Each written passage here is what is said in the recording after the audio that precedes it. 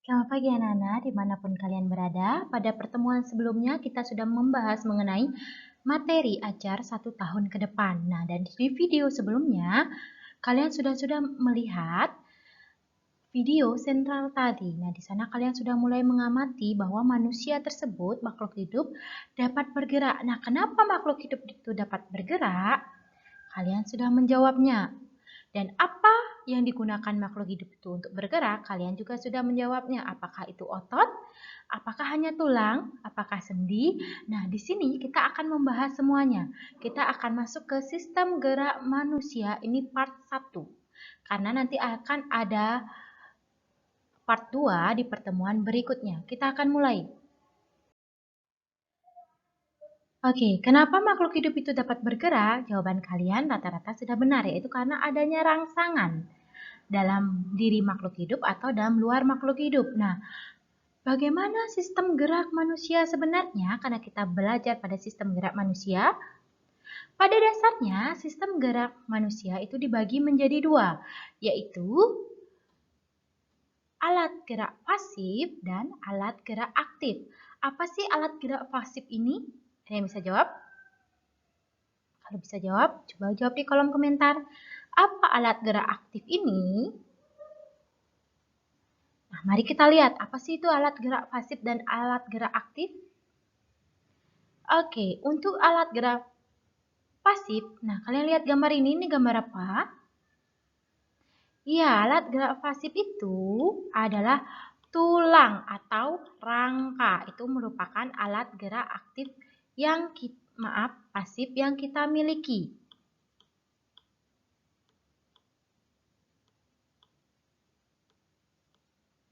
Nah, kalau alat gerak pasifnya adalah rangka, apa alat gerak aktifnya? Nah, kalau gambarnya seperti ini, apa alat gerak aktifnya? Iya, betul sekali. Alat gerak aktifnya yaitu otot. Otot merupakan alat gerak aktif. Sekarang kita akan pelajari mulai dari alat gerak pasif, yaitu tulang atau rangka. Kita mulai. Nah, rangka atau tulang, di sini kita akan mempelajari apa sih fungsi rangka atau tulang dan macam-macam tulang penyusun rangka manusia. Tentunya rangka manusia ini tidak hanya disusun oleh satu jenis tulang, tapi ada berbagai macam. Kita mulai dari yang pertama, fungsi rangka atau tulang. Penyangga dan pemberi bentuk tubuh. Jadi fungsi pertamanya itu tulang atau rangka itu bisa menyangga dan pemberi bentuk tubuh bagi kita. Coba kalian bayangkan ketika tubuh kita tidak memiliki rangka. Apa yang akan terjadi? Bentuknya pasti berubah-ubah seperti halnya pada sel hewan. Tetapi karena ada rangka ini, maka kita memiliki bentuk tubuh. Yang kedua, pelindung organ-organ vital seperti otak, jantung, dan paru-paru. Nah, ini sangat penting ya, karena organ-organ vital kita itu berperan dalam kehidupan, jadi itu dilindungi oleh rangka atau tulang. Yang ketiga, tempat melekatnya otot. Jadi, tadi tulang merupakan alat gerak pasif. Nah, di atas tulang itu melekatnya adalah otot yang berfungsi sebagai alat gerak aktif pada sistem gerak manusia. Yang ketiga, pembentukan sel-sel darah. Nah, pembentukan sel-sel darah ini terjadi pada sumsum tulang. Di dalam tulang itu terdapat sumsum tulang yang menjadi tempat pembentukan sel-sel darah, baik sel darah merah, sel darah putih. Selanjutnya, tempat penimbunan kalsium, fosfor, dan mineral penting lainnya. Dan yang terakhir, pembentukan komponen imunologis. Kalau ada yang bertanya, kenapa tulang dikatakan pembentukan komponen imunologis? Karena dalam tulang itu terjadi pembentukan sel-sel darah. Nah, itu adalah 6 fungsi rangka atau tulang.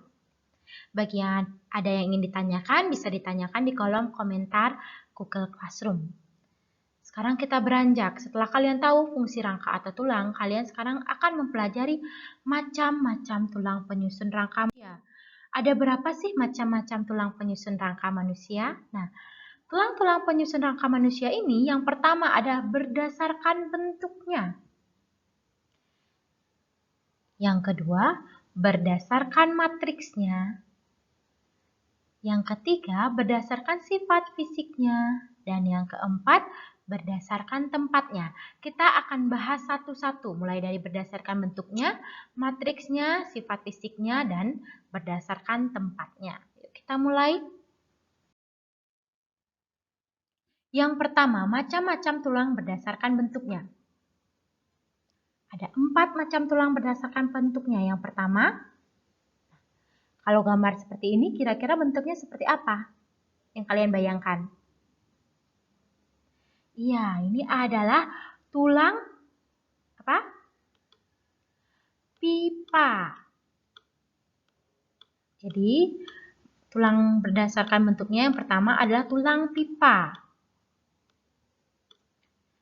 Yang kedua, nah seperti ini bentuknya. Kira-kira ini disebut tulang apa? Tulang pipi.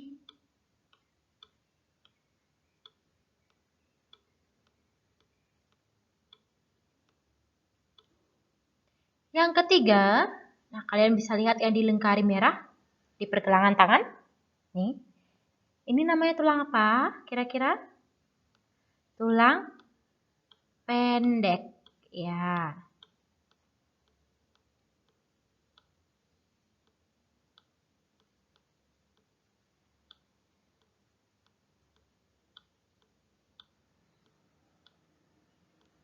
Dan yang terakhir, nah kalian melihat ini di rahang kalian. Kalian bisa pegang rahang kalian. Ini adalah tulang tak beraturan atau tidak beraturan.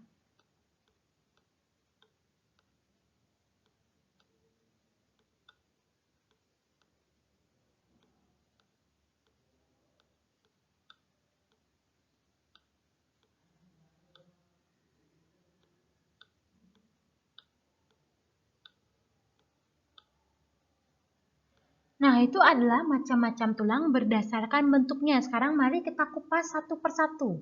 Kita mulai dari tulang pipa. Nah, tulang pipa ini terdiri dari 3 bagian, tapi sebelum itu kita ke bentuknya. Bentuk tulang pipa bisa kalian lihat, ini bentuknya seperti tabung, berongga, dan memanjang. Nah, tulang pipa ini seperti yang Ibu katakan tadi itu terdiri dari 3 bagian. Bagian yang pertama itu adalah epifisis, ini yang berada di ujung tulang pipa. Ini adalah bagian epifisis. Epifisis ini tersusun atas tulang rawan. Kalian tentu tidak asing lagi dengan kata tulang rawan.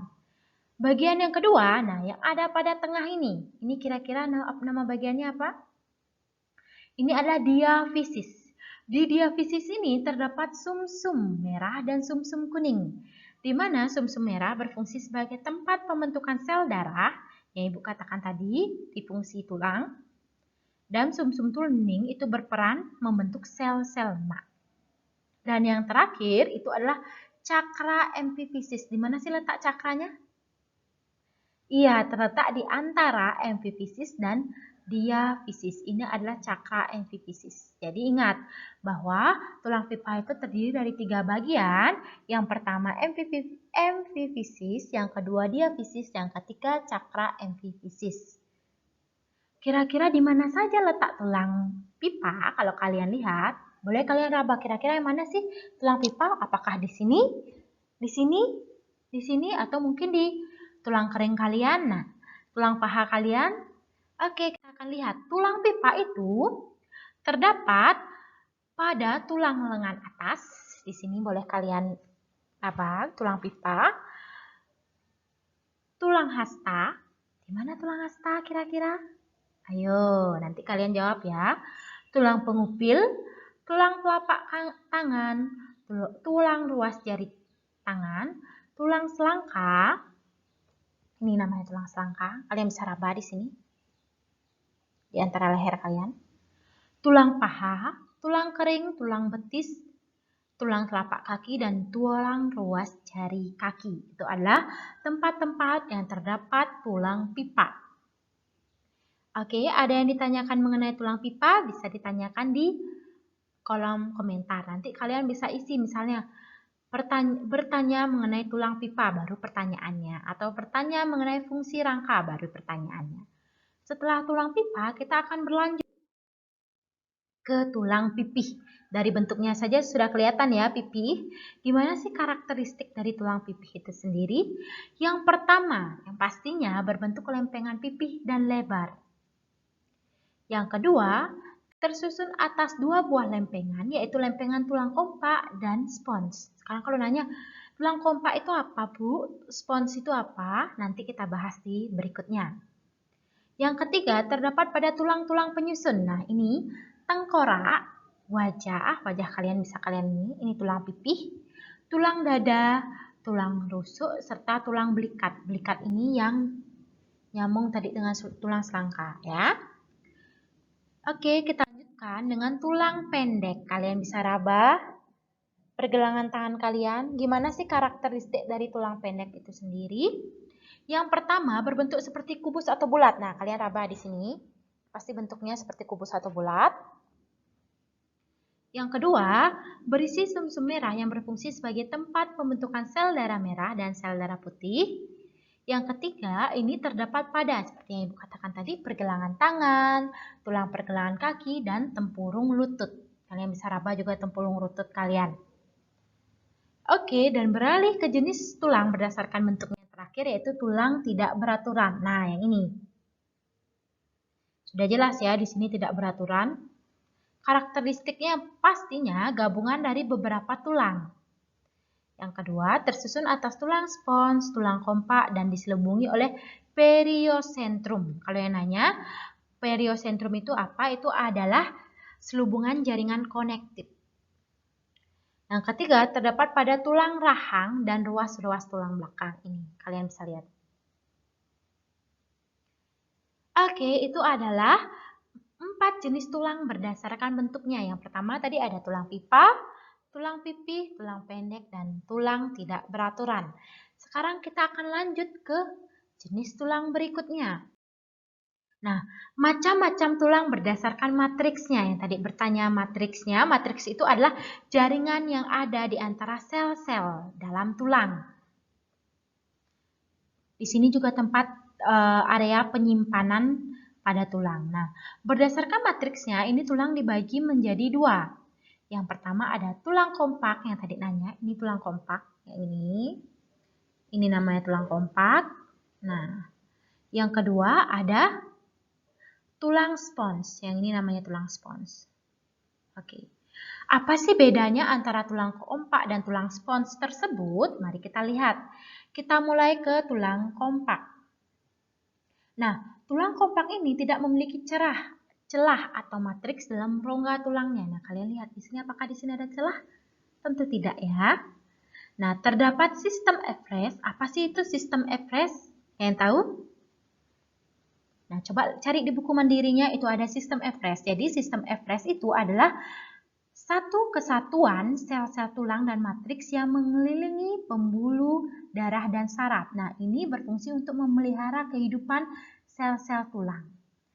Dan yang ketiga, tulang kompak itu dijumpai pada tulang pipa. Terus bagaimana dengan tulang spons? Berarti kebalikan dari tulang kompak. Yang pertama, itu memiliki celah. Kalian bisa lihat di sini ada celah-celah. Matriks yang tidak padat dan berongga. Kalau di tulang kompak dia terdapat sistem Everest, kalau di tulang spons dia tidak terdapat sistem Everest. Dan dapat dijumpai pada tulang pipih dan tulang pendek. Nah, itu adalah macam-macam tulang berdasarkan matriksnya. Bila ada yang ditanyakan, tetap tanyakan di kolom komentar Google Classroom. Kita lanjut, kita sudah belajar. Yang pertama, macam-macam tulang berdasarkan bentuknya. Yang kedua, berdasarkan matriksnya. Sekarang, kita lanjut berikutnya. Macam-macam tulang berdasarkan sifatnya. Nah, kalau kalian melihat dua gambar ini, kira-kira apa saja macam-macam tulang berdasarkan sifatnya? Ini yang di ujung hidung yang di sini. Nih, di sini hidung kita. Itu tulang apa penyusunnya? Ya, betul. Ini adalah tulang rawan. Jadi berdasarkan fisiknya, tulang dibedakan menjadi dua. Yang pertama adalah tulang rawan, yang singkat ya T rawan. Selanjutnya adalah tulang lawannya rawan, tulang keras. Iya, jadi ada dua yang akan kita bahas di macam-macam tulang berdasarkan sifat fisiknya. Oke, kita mulai dari yang pertama yaitu tulang rawan. Tulang rawan atau sering disebut dengan kartilago itu mempunyai karakteristik yang pertama terdapat banyak serat kolagen. Mungkin kalian sering mendengar sekarang iklan-iklan adanya kolagen dibutuhkan oleh tubuh dan lain sebagainya. Nah, di tulang rawan ini terdapat banyak serat kolagen. Yang kedua, diselubungi atau dilindungi oleh selaput perikondrium. Itu adalah jaringan yang mengikat atau jaringan pengikat yang membungkus kartilago. Itu adalah selaput perikondrium. Yang ketiga, tentunya lebih elastis dibandingkan tulang keras. Kalian coba nih di kuping kalian di sini. Kalian coba gini kan, pasti lebih elastis dibandingkan tulang keras. Nah, selanjutnya terdapat pada ujung tulang pipa. Nah, ini tempat-tempat terdapatnya tulang rawan ya. Ujung tulang pipa, daun telinga, cuping hidung yang tadi, serta ujung-ujung tulang yang membentuk sendi gerak. Itu adalah tempat terdapatnya tulang rawan. Nah, kalau sekarang bertanya Ibu, apakah tulang rawan hanya ada satu jenis? Jawabannya tidak ya, tulang rawan ada 3 jenis. Jenis-jenis tulang rawan. Yang pertama, yang ini adalah tulang rawan hialin namanya. Tulang rawan hialin ini itu terdapat pada permukaan persendian, saluran pernafasan. Kalau saluran pernafasan berarti terdapat di hidung, laring, dan lain sebagainya. Dan dapat di ujung tulang rusuk, itu untuk hialin, jenis tulang rawan yang pertama, bentuknya seperti ini. Yang kedua, tulang rawan elastis. Elastis bisa tebak di mana? Tadi Ibu sudah sempat menunjukkan satu. Iya, ada di daun telinga, ini elastis. Dan di epiglotis ya. Dan ada tulang rawan yang jenisnya fibrosa. Fibrosa ini dia berada di tulang rawan di ruas tulang belakang. Berarti itu tulang rawannya jenis fibrosa. Nah, itu untuk tulang rawan. Ada yang ditanyakan untuk tulang rawan, nanti bisa ditanyakan di bawah. Nah, setelah tulang rawan berarti kita akan lanjut. Kira-kira? Ya, tulang keras atau yang sering disebut dengan osteon. Nah, tulang keras ini disusun oleh protein, kolagen, kalsium, dan fosfor. Walaupun di tulang rawan itu kandungan kolagennya lebih tinggi, tapi di tulang keras atau osteon itu juga terdapat kolagen. Yang kedua, adanya zat kapur. Nah, zat kapur yang terdapat di osteon ini yang menyebabkan tulang bersifat keras dan tidak mudah patah. Yang ketiga, dibungkus oleh selaput periosteum. Periosteum kan sudah kita bahas sebelumnya. Kalau ada yang lupa, bisa putar lagi apa sih itu selaput periosteum. Nah, itu adalah macam-macam tulang berdasarkan fisiknya. Ada tulang rawan, ada tulang keras, berdasarkan karakteristiknya juga. Nah, untuk pertemuan berikutnya, karena tadi macam-macam tulang kan ada 4 yang sudah kita bahas berdasarkan bentuknya. Yang kedua berdasarkan matriksnya, yang ketiga berdasarkan fisiknya, dan yang terakhir ada berdasarkan tempatnya, itu akan kita bahas di pertemuan berikutnya. Untuk itu, sekarang kita akan lanjutkan dengan sesi diskusi, di mana apabila ada pertanyaan yang materi yang kurang dipahami, kalian bisa mengajukan pertanyaan di kolom komentar Google Classroom atau di WA ruang kelas. Sekian untuk materi ini. Segala pertanyaan sekarang akan kita lanjutkan dengan sesi diskusi. Terima kasih.